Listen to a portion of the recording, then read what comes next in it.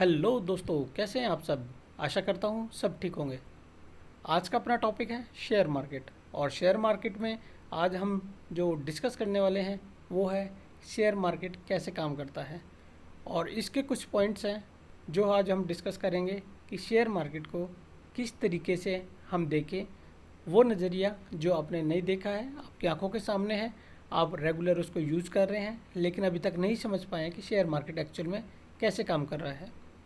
इसके जो हम 4 पॉइंट हैं उसको लेने वाले हैं। सबसे पहला पॉइंट है कंपनी क्यों शेयर मार्केट में आती है, ये सबसे पहला पॉइंट है। दूसरा पॉइंट है कंपनी शेयर मार्केट में कितनी आसानी से आ सकती है। और तीसरा पॉइंट है शेयर मार्केट से कंपनी क्यों चली जाती है। और चौथा, जो एक कंपनी चली गई है यूवीएसएल, उसके बारे में उत्तम वैल्यू स्टील शेयर मार्केट से कैसे डिलिस्ट हुई, क्यों डिलिस्ट हुई।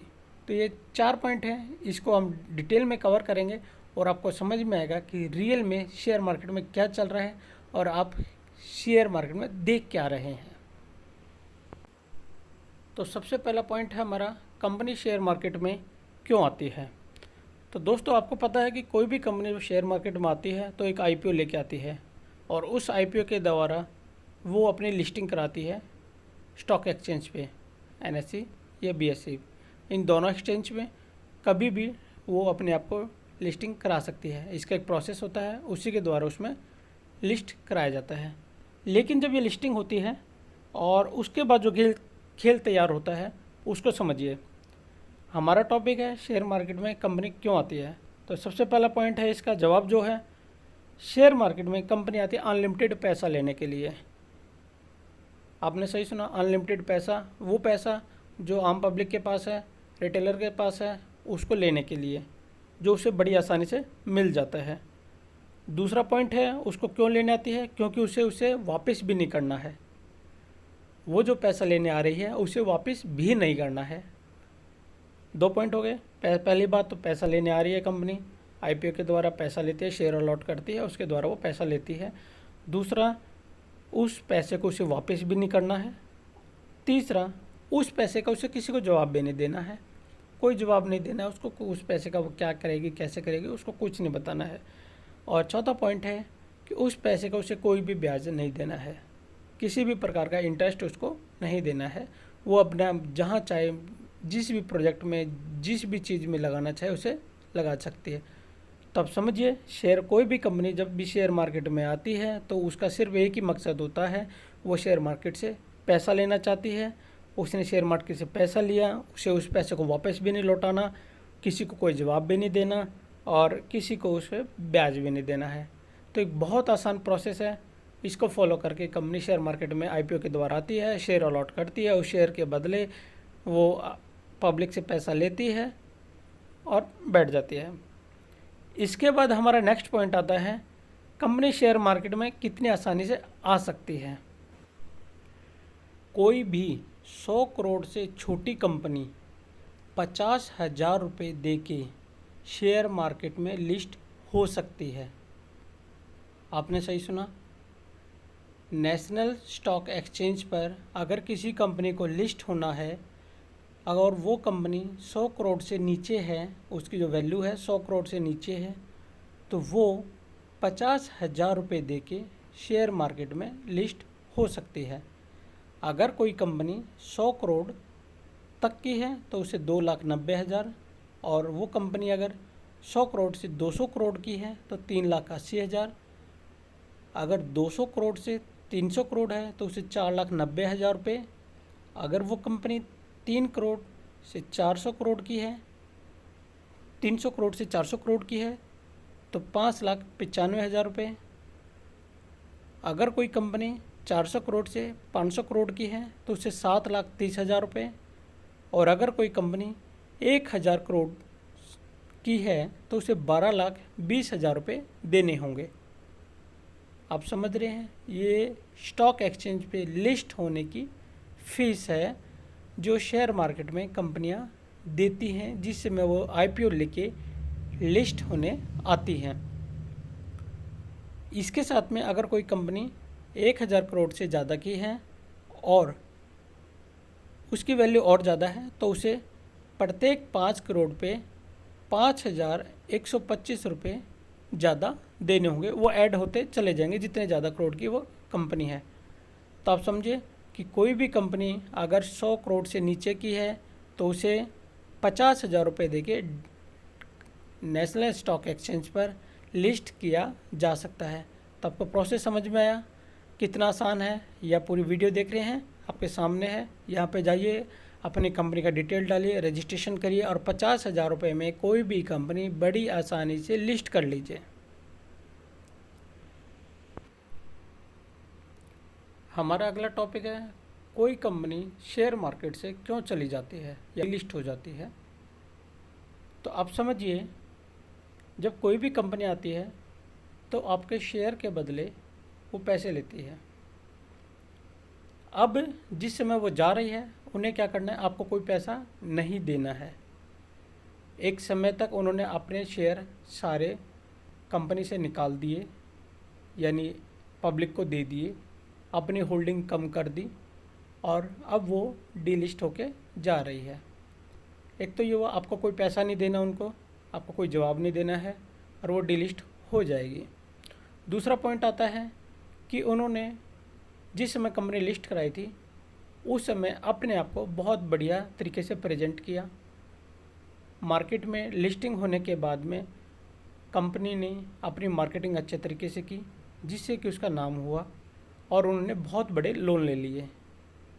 उन लोन पे उन्होंने मशीनरी ली या कुछ काम किया, थोड़े समय तक ये चलता रहा और आने वाले कुछ समय में उन्होंने वो लोन पे करने बंद कर दिए, जिससे कुछ क्वार्टर में उनके पास में लोन का डेप्थ बढ़ता चला गया। और जब लोन बढ़ेगा तो कंपनी की इमेज डाउन होगी। क्वार्टर टू क्वार्टर उनकी जो रेवेन्यू है वो कम होगा और उसमें लॉस दिखाई देगा। फिर कंपनी क्या करेगी, अपने आप को दिवालिया घोषित करेगी। दिवालिया घोषित करने के लिए वो एनसीएलटी में जाएगी, अपने आप को दिवालिया घोषित करेगी। ऐसा होने पर उनको कोई भी लोन पे नहीं करना पड़ेगा। आप समझ रहे हैं, शेयर होल्डर को उन्होंने कोई पैसा नहीं दिया है क्योंकि उन्होंने शेयर दे रखे हैं, शेयर होल्डर को पैसा नहीं दिया है और जो शेयर दे रखे हैं उन्होंने वापस भी नहीं लेने हैं, उनका कोई पूछने वाला नहीं है। जो उन्होंने लोन लिए थे उन्होंने कंपनी को दिवालिया घोषित किया, तो जो बैंक को उन्होंने लोन देने वापस करने थे वो दिवालिया कंपनी हो चुकी है और बैंक को कोई भी किसी प्रकार का उनको पेमेंट नहीं करना है।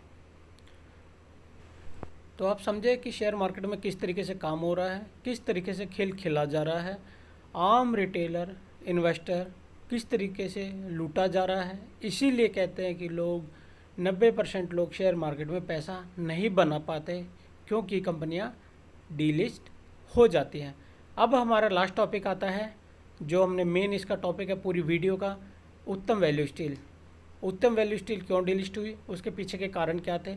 आपने पूरा वीडियो अगर पूरा देखा है, ध्यान से समझा है, तो पूरी कहानी आप समझ गए होंगे कि कंपनी के ऊपर लोन था, उन्होंने अपना लोन नहीं चुकाया, बैंकक्रप्ट किया और नए नाम से कंपनी आई। और सेम ये है केस 2016 से पहले इस कंपनी ने किया था। ये कंपनी उससे पहले भी लिस्ट थी, नए नाम से लिस्ट थी। इस कंपनी ने पहले दूसरे को दिया, फेस वैल्यू चेंज की और फिर दोबारा से 2016 में नेशनल स्टॉक एक्सचेंज पे लिस्ट हुई। उसके बाद में फिर ये 5 साल बाद फिर इसने यही किया और ये डीलिस्ट हुई और फिर नई तरीके से कुछ समय बाद आएगी। लेकिन हर बार जो रिटेल इन्वेस्टर है, शेयर धारक है, उसको इन्होंने कुछ नहीं दिया है। आज भी इनकी जो कंपनी है और जो भी कंपनी लिस्ट है उनका देखिए, मैं एक चीज़ और बताता हूँ आपको कि इनके जो कॉन्टैक्ट नंबर हैं वो कॉमन है। उत्तम वैल्यू स्टील और उत्तम गालवा स्टील के कॉन्टैक्ट नंबर कॉमन है, एड्रेस कॉमन है, यहाँ तक email ID, national stock exchange पे जो ईमेल आईडी दी हुई है उत्तम वैल्यू स्टील के लेकर अगर हम सर्च करते हैं तो उसमें ईमेल आईडी दी हुई है उत्तम गालवा वाली। ठीक है, उत्तम वैल्यू स्टील की वेबसाइट जो बंद है वो नहीं है, उत्तम गालवा की वेबसाइट ऑन है, उस पर भी सेम कॉन्टैक्ट नंबर है। तो कहानी आप समझिए कि ये सारे लोग मिल के एक पूरा प्लान बनाया हुआ है इन्होंने, स्टॉक एक्सचेंज से किस तरीके से इन्होंने प्रॉफिट कमाना है। कंपनियां कहीं नहीं भाग रही है, इनकी कंपनी वहीं पे है, आज भी चल रही हैं, कल भी चल रही थी। कंपनियां नहीं बंद हो रही हैं, कंपनियां सिर्फ शेयर मार्केट से लिस्ट हो रही हैं और डीलिस्ट हो रही हैं बस। उसी बीच में इनको पता चल गया कि इन्होंने पैसा कैसे खाना है, किसी को कोई पैसा नहीं देना है। अगर ये बैंक से दूसरे तरीके से लोन लेती है तो इनको उसका इंटरेस्ट भी देना होगा और लोन बहुत भारी भरकम हो जाएगा और उसको पे भी करना पड़ेगा। इसीलिए इन्होंने दूसरा रास्ता अपनाया हुआ है कि कंपनी को शेयर मार्केट में लिस्ट कराओ, 50,000 रुपये लगेंगे, उससे ज़्यादा की लिस्टिंग है नहीं, कंपनी बहुत छोटी है। और उसके बाद में अपना शेयर को शेयर धारक को दे दो, उससे पैसे ले लो और कुछ समय बाद लोन भी ले लो उसी कंपनी को दिखा के, और फिर अपने आप को बैंकरप्ट कर दिखा के 4-5 साल में यहाँ से फिर रफू चक्कर हो जाओ। फिर कंपनी किसी को बेचो, नए नाम से फिर लिस्ट होगी। कंपनी वहीं भी चल रही है, स्टील की कंपनियां हैं, आज भी चल रही है। सभी जो स्टील कंपनियां हैं लो क्वालिटी का जो प्रोडक्ट बनाती हैं उनको ये सप्लाई करते हैं, इधर उधर काफ़ी चीज़ सप्लाई है इनकी। तो मेन बात समझिए कि कंपनी का खेल क्या है और वो क्या खेल खेलना चाह रही है।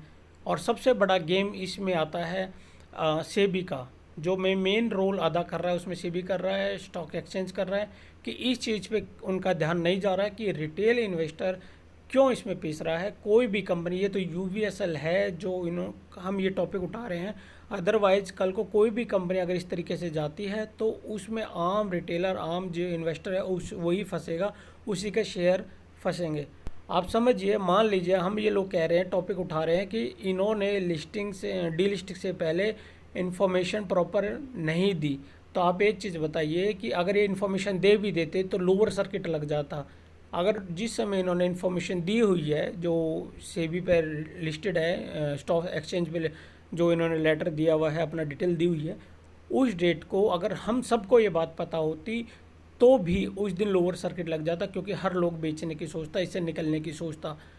तो कहानी ये है, जब सामने ख़रीदार ही नहीं होगा तो हम कहाँ बेचने जाएंगे। आप समझ रहे हैं, कोई भी कंपनी अगर उसका डिटेल आ जाती है, न्यूज़ आ जाती है, जैसे कि अभी कुछ दिन पहले आपने देखा है कि टाटा मोटर में आया कि झुनझुनवाला जी ने इतने लाख शेयर बेच दिए। तो आप एक बात सोचिए कि उस दिन अगर लोअर सर्किट लग जाता तो क्या झुनझुनवाला जी के जो बचे हुए शेयर हैं वो निकल पाएंगे? नहीं निकल पाएंगे। आप समझिए, टाटा मोटर में, एक उदाहरण के तौर पर ले रहा हूँ मैं ये सारी चीज़ें, अगर टाटा मोटर में लोअर सर्किट लगता है, झुनझुनवाला जी कह देते हैं कि भैया मैं तो अपने सारे शेयर बेच रहा हूँ, तो लोअर सर्किट लग जाएगा उस शेयर में, और क्या कोई भी निकल पाएगा? नहीं निकल पाएगा। तो उस केस में क्या होगा?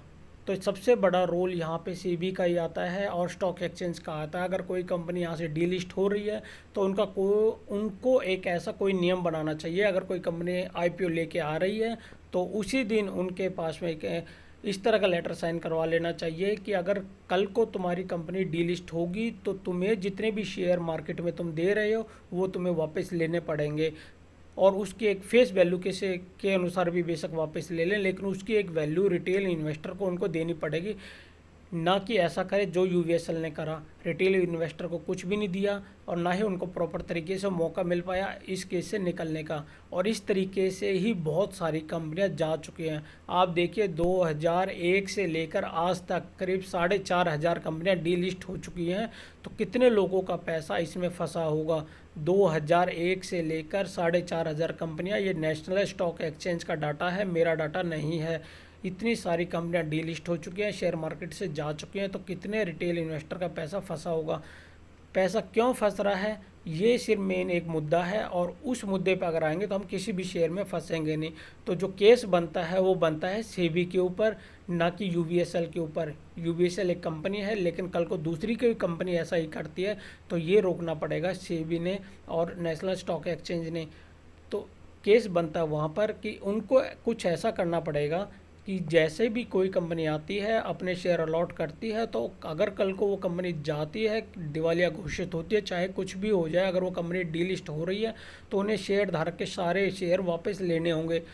उसमें ऐसे नियम डालने होंगे उनको कि अगर कंपनी भाग रही है, डीलिस्ट हो रही है, तो जब तक शेयर मार्केट में शेयर धारक का एक भी शेयर मार्केट के अंदर है, वो कंपनी को मिल नहीं पाया, तो वो जब तक डीलिस्ट नहीं हो सकती। कुछ ऐसे कड़े नियम डालने पड़ेंगे कि शेयर धारक का 100% शेयर उनको वापस लेने पड़ेंगे। अगर एक भी शेयर मार्केट में रह गया तो वो कंपनी अपने आप को डीलिस्ट नहीं कर सकती, चाहे वो दिवालिया कितनी भी हो जाए। जब तक वो कंपनी अपने आप को बेच नहीं सकती, किसी और शेयर मालिक को वो कंपनी नहीं बेच सकती, तभी इसके ऊपर लगाम ला सकती है। अदरवाइज़ कोई भी कंपनी आएगी और इसी तरीके से रिटेल इन्वेस्टर को पागल बनाकर पैसा लेकर चलती बनेगी। इसमें कोई भी कंपनी आ सकती है, ज़रूरी नहीं है कि आज मार्केट में जो कंपनियां अच्छा परफॉर्म कर रही हैं वो कल को ऐसा ना करें। कोई भी कंपनी ऐसा कर सकती है, क्योंकि बहुत आसान हो गया है कि कभी भी आएगी कंपनी, अपने सारे शेयर बेच देगी, लोअर सर्किट लगेगा, हम लोग फंस जाएंगे और वो अपने आप को दिवालिया घोषित करके निकल जाएगी। तो यहाँ पे जो सारा केस बनता है वो सेबी के ऊपर है और स्टॉक एक्सचेंज के ऊपर है। जो लोग सिर्फ यूवीएसएल के लिए बात करना चाहते हैं और सिर्फ इस केस पे बात करना चाहते हैं, मेरा उनसे सिर्फ यही कहना है कि मेरी तरफ से कोई भी मदद आप चाहेंगे मैं तैयार हूँ। और जो लोग टेलीग्राम पे ग्रुप बनाए हुए हैं उनमें बेसे भी कोई मेरे से मदद चाहेगा, मैं उनके साथ तैयार हूँ। कोई अगर कोई एक्शन ले रहा है तो मैं साथ में हूँ। किसी तरीके से किस कंपनी में केस चलाना है या फिर सेबी के ऊपर कोई पिटीशन डालनी है, केस करना है, तो उसके लिए भी मैं तैयार हूँ।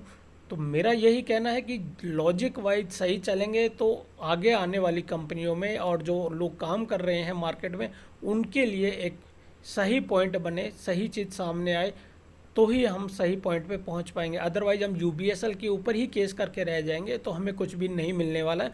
वो कंपनी जा चुकी है, उसको बहुत टाइम हो चुका है, अभी हम उसका कुछ नहीं उखाड़ सकते। हमें काम करना है सेबी के ऊपर कि सेबी ऐसा नियम लेके आए जिससे कि ये जो सारी फ्रॉड कंपनियां इस तरीके से आती हैं उन पे लगाम लगे और इस तरह का कोई भी केस ना हो पाए। प्लीज़ दोस्तों, मैंने वीडियो थोड़ा डिटेल में बनाया है, तो अगर आपको लगा है ठीक मैं बोल रहा हूँ तो मुझे कमेंट्स बॉक्स में ज़रूर बताइएगा। और मेरी कोई भी हेल्प चाहिएगा तो मैं अपने कॉन्टैक्ट डिटेल, ईमेल आईडी और टेलीग्राम के नंबर आपको दे दूँगा। आप जब भी चाहें संपर्क कर सकते हैं।